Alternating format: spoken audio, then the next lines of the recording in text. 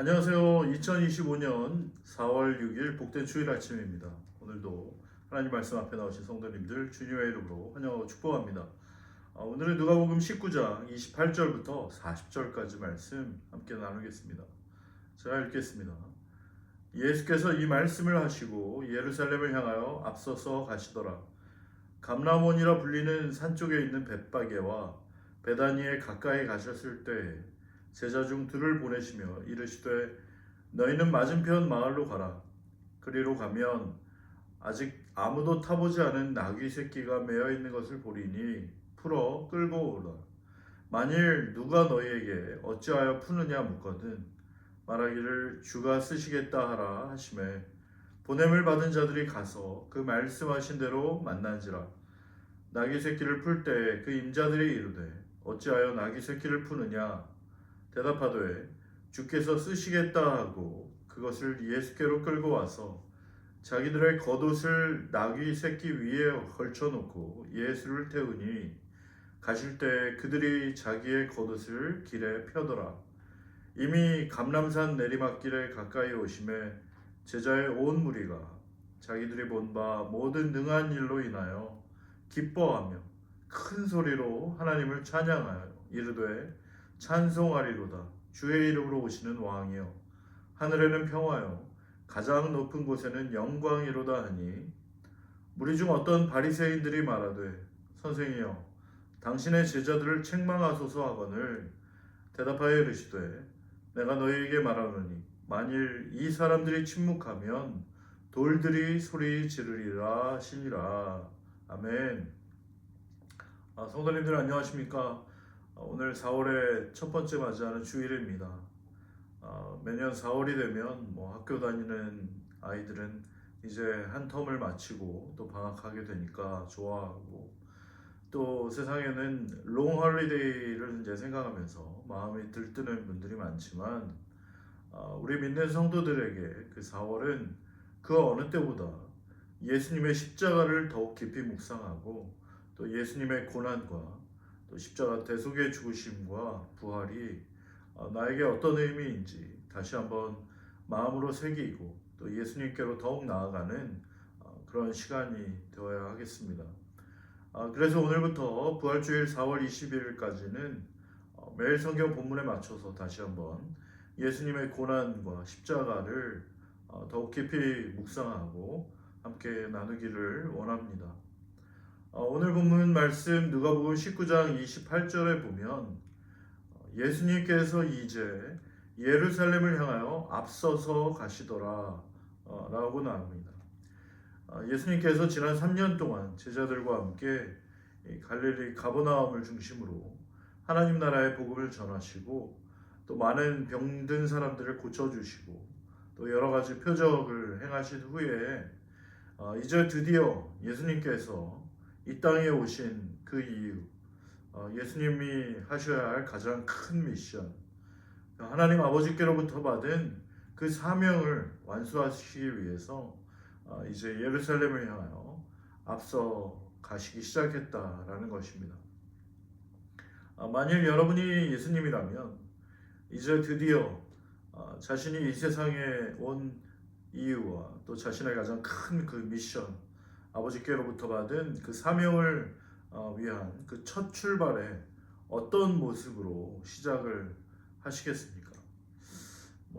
영화 글라디에이터의 그 맥시머스처럼 식스팩 몸매에 딱 번쩍이는 갑옷 또 방패 시퍼런 검을 들고서 렛츠고 하던지 자크 루이 다비드가 그린 그 알프스 산맥을 넘어가는 그 나폴레옹의 그림처럼 흰 백마를 타고 위풍당당하게 나를 따르라 그러면 이제 사람들이 와 하고 그렇게 함성을 지르면서 근사하게 이렇게 출발을 하는 것이 폼도 나고 멋있지 않을까요?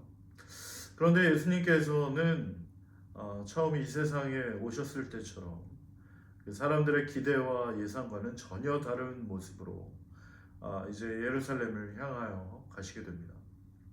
예수님께서 어떻게 하셨습니까? 제자 둘을 보내시더니 저기 맞은편 마을에 가서 아직 아무도 타보지 않은 나귀 새끼가 매어 있을 텐데 그 나귀 새끼를 풀어가지고 끌고 오라고 하시는 것입니다. 예? 나귀 새끼요? 예수님의 말씀을 듣고 그 제자들은 좀 당황스러웠을지도 몰라요. 아니 좀 근사한 백마를 끌고 오라든지 마차를 대령하라든지 그러시면 참 좋을 텐데 아니 너무 모양 빠지게 이 나귀가 뭡니까? 그것도 나귀 새끼가 뭡니까? 속으로 그런 생각이 들었을지도 몰라요. 하지만 사랑하는 성도 여러분, 우리 예수님께서 가끔씩 제자들에게 말씀하신 것이 전혀 이해가 되지 않고 납득이 되지 않고 또 동의가 되지 않는 그런 일을 시키실 때가 여러 번 있었습니다. 맨 처음에 그 가나 혼인 잔치에서 포도주가 떨어졌다고 했을 때도 예수님 어떻게 하셨습니까? 물을 떠오라고 하시고 그 물을 저 동이에 채우라고 하셨잖아요. 그러더니 또 그 물을 다시 퍼서 연회장에 갖다 주라고 하셨지 않습니까? 또 빈들에서 해가지고 배가 고픈 그 수많은 무리와 군중들에게 그들을 보낼 필요 없고 너희가 먹을 걸 주라고 하시면서 그들에게 있는 물고기 2마리와 또 보리떡 5개로 그걸 나눠주라고 하신 적이 있잖아요. 모두가 그 제자들 입장에서는 내가 지금 잘못 들었나 싶은 그런 이해가 안 되는 동의가 되지 않는 참 납득하기 어려운 그런 일들을 시키실 때가 한두 번이 아니었습니다. 하지만 그때마다 어떤 일들이 일어났습니까? 자신들의 생각과 자신들의 경험과 자신들의 이해 유무를 떠나 그저 예수님께서 하라고 말씀하신 대로 그들이 순종하여 행했을 때 기적이 일어났던 것이요. 할렐루야. 사랑하는 성도 여러분, 우리 삶에 있어서도 전혀 이해가 되지 않고 납득이 되지 않고 동의가 되지 않는 그런 일이 있을 때가 많습니다. 하지만 그 모든 일에는 우리 주님의 놀라운 뜻이 있다라는 그 믿음을 가지고 그 모든 상황을 있는 그대로 받아들이고 또 주님의 말씀에 끝까지 순종하여 나아가는 저와 성도님들 되시기를 바랍니다. 다시 말씀으로 돌아와서 예수님께서 이제 건너 마을에 가서 그러면 나귀 새끼를 끌고 오라고 이제 제자들에게 말씀하셨는데 제자들이 그래도 지난 3년 동안 예수님 따라다니면서 적어도 예수님이 말씀하시면 일단 예수님의 말씀에 그냥 무조건 순종하자 그 정도의 훈련은 되어 있었던 것 같아요. 이번에 예수님께서 하신 말씀대로 두 제자는 아무런 군소리 없이 맞은편 마을로 가봤습니다. 그랬더니 32절 말씀에 보니까 보내심을 받은 자들이 가서 그 말씀대로 만났다라고 되어 있습니다. 거기에 가보니까 정말 예수님이 말씀하신 대로 나귀 새끼가 이제 묶여 있는 거예요. 저 나귀 새끼구나. 이 제자들이 나귀에 묶인 끈을 이제 풀어서 데리고 오려고 했습니다. 그랬더니 이번에도 예수님께서 말씀하셨던 것처럼 그 나귀 이제 주인이 황당해하면서 이제 말하는 거예요. 여보시오, 지금 뭐 하는 거예요? 왜 남의 나귀를 데려가려고 하는 겁니까? 그때 이제 제자들 당황하지 않고 또 역시 예수님께서 말씀해 주신 대로 답변을 했습니다. 34절에 뭐라고 되어 있습니까? 대답하되 주께서 쓰시겠다 하라.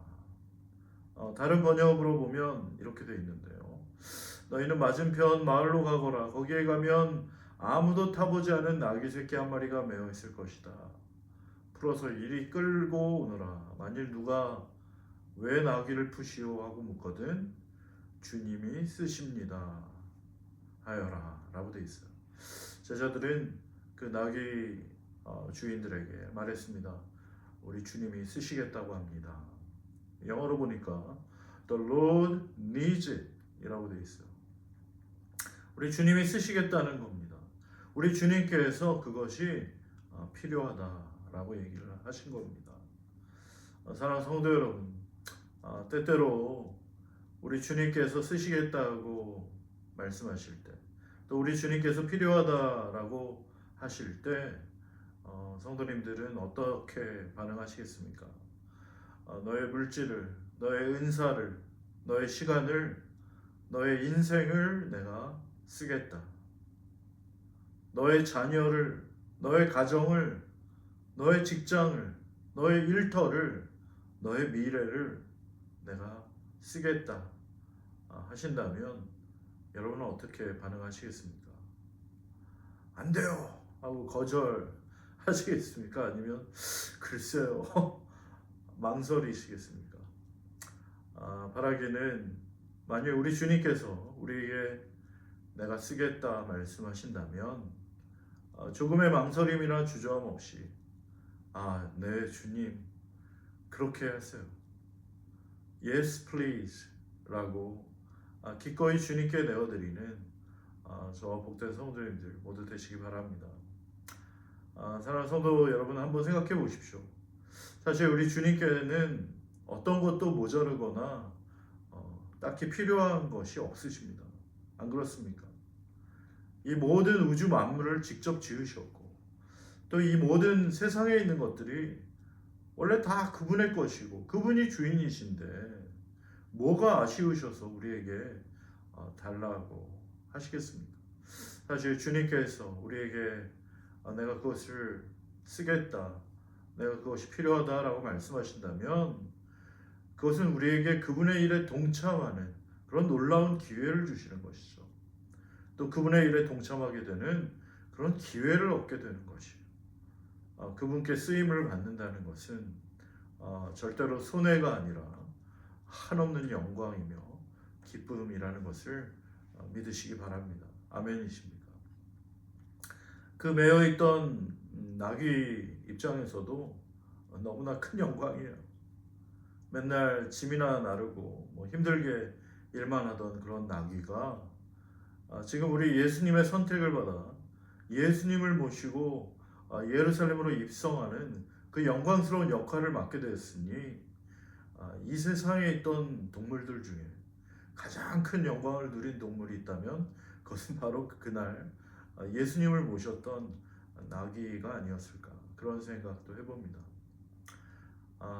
그리고 무엇보다 예수님께서 다른 힘이 세고 근사한 그런 백마를 타지 않으시고 아무도 주목하지 않던 그런 시골 마을에 그 나귀를 끌어오게 하셔서 그 나귀를 타고 예루살렘에 입성하셨던 것은 하나님의 말씀을 성취하시기 위함이었다는 것이 굉장히 중요한 우리가 잊지 말아야 할 내용입니다. 스가랴 선지자를 통해서 그 장차 오실 메시아가 어떤 모습으로 오실 것인지 하나님께서는 이미 말씀하셨습니다. 스가랴 9장 9절 말씀에 보면 시온에 따라 크게 기뻐할지어다 예루살렘에 따라 즐거이 부를지어다 보라 내 왕이 내게 임하시나니 그는 공의로우시며 구원을 베푸시며 겸손하여서 나귀를 타시나니 나귀의 작은 것 곧 나귀의 새끼이니라. 할렐루야. 35절 말씀을 보면 제자들이 예수님께로 그 나귀를 끌고 오자 자기의 겉옷을 그 위에 걸쳐놓고 예수님을 태웠습니다. 그리고 예수님을 태운 그 나귀가 이제 예루살렘을 향해 한 걸음 한 걸음 발걸음을 옮길 때 수많은 무리들이 자기들의 겉옷을 그 예수님의 가시는 길에 깔고 기뻐하고 환호하며 큰 소리로 하나님을 찬양했다고 나오는데요. 38절 말씀에 보면 찬송하리로다 주의 이름으로 오시는 왕이여 하늘에는 평화요 가장 높은 곳에는 영광이로다 라고 찬양을 했다고 나옵니다. 여러분이 찬양 가사가 어디서 많이 좀 들어본 찬양 같지 않으십니까? 그것은 바로 누가복음 2장 14절에 보면 예수님께서 탄생하시던 날 그 들판에서 양떼를 치던 목자들에게 천사들이 나타나서 노래했던 찬양과 비슷합니다. 누가복음 2장에 보면 호련히 수많은 천군이 그 천사와 함께 하나님을 찬송하여 이르되 지극히 높은 곳에서는 하나님께 영광이요 땅에서는 하나님이 기뻐하신 사람들 중에 평화로다. 아멘. 예수님을 따르던 수많은 무리들이 알고 그랬는지 모르고 그랬는지는 정확하게 알 수 없지만 그들은 처음 예수님께서 이 땅에 태어나실 때 그 천군 천사들이 불렀던 그 찬양을 부르면서 예수님의 그 예루살렘 입성을 축하하고 하나님을 찬양했던 것이요. 하지만 이렇게 예수님을 찬양하고 하나님께 감사하던 그 아름다운 모습과는 달리 39절 말씀에 보면 어떤 바리새인들은 예수님께 열광하는 수많은 무리들로 인해 굉장히 당황하고 언짢았던 것을 볼 수 있습니다. 무엇보다 그들이 언급했던 주의 이름으로 오시는 왕이라는 표현이 그 바리새인들에게는 굉장히 마음에 들지 않았던 표현이었던 것 같아요. 왜냐하면 그들이 말하는 주의 이름으로 오시는 왕이라는 것은 바로 메시아를 말하는 표현인데, 그럼 바로 예수님이 자신들이 그토록 기다렸던 그 구약의 모든 선지자들이 말했던 바로 그분이라는 것인가? 예수님이 메시아라는 것인가? 이 바리새인들은 전혀 동의할 수가 없었던 것이에요. 그래서 39절 말씀에 보면 무리 중 어떤 바리새인들이 말하되 선생님 당신의 제자들을 책망하소서라고 말합니다. 그랬더니 40절에 예수님께서 뭐라고 대답하셨습니까? 내가 너희에게 말하노니 만일 이 사람들이 침묵하면 돌들이 소리를 지르리라 라고 말씀하셨어요. 이 말씀은 누가복음 3장에서 세례 요한이 회개하지 않는 그 유대인들을 향해 이야기했던 내용과 일맥상통하는 말입니다.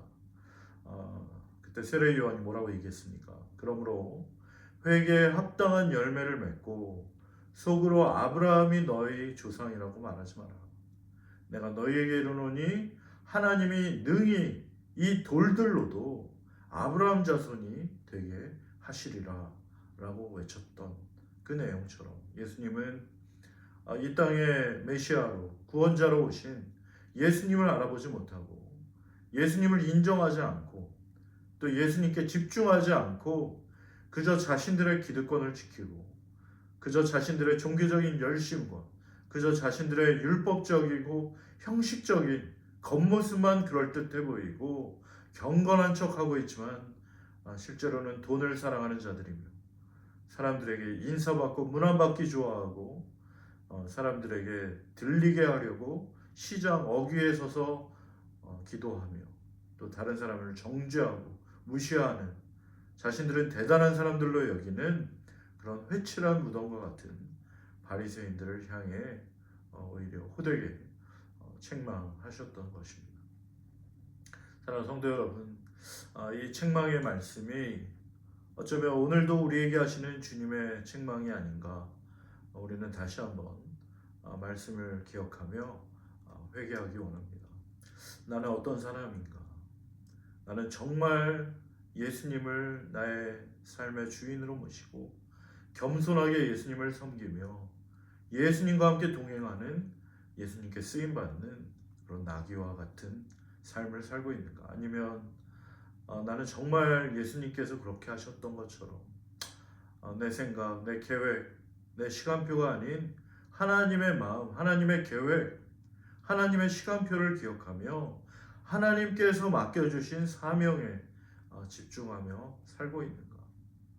나는 정말 예수님께서 그렇게 하셨던 것처럼 오직 십자가만을 바라보며 나는 죽고 오직 예수로 사는 그런 십자가의 삶을 살고 있는가? 다시 한번 오늘 말씀을 통해 복된 주일 아침에 우리의 삶을 생각해보는 귀한 시간이 되기를 원합니다. 우리 주님은 말씀하셨습니다. 아무든지 나를 따라오려거든 자기를 부인하고 날마다 자기 십자가 지고 나를 따르라 말씀하신 우리 예수님의 말씀을 기억하며 오늘도 그 십자가를 향해 하나님의 말씀에 순종하기 위해 그 예루살렘으로 친히 앞서 가시는 우리 예수님을 뒤따라 진정한 예수님의 팔로워가 되기를 원하며 예수 그리스도의 말씀에 온전히 순종하여 예수로 죽고 예수로 함께 사는 복된 주의 종들 다 되시기를, 예수 그리스도의 참된 제자가 되기를 주님의 이름으로 축복합니다. 우리 이 시간 함께 기도하겠습니다. 좋으신 하나님 아버지 감사합니다. 우리 예수님께서 이제 이 땅에 오신 그 이유, 온전히 하나님의 뜻에 순종하고 죽기까지 그 십자가의 길로 묵묵히 발걸음을 옮기시던 우리 예수님께서 이제 십자가에 달리기 위하여 예루살렘으로 입성하는 그 모습을 우리가 기억합니다.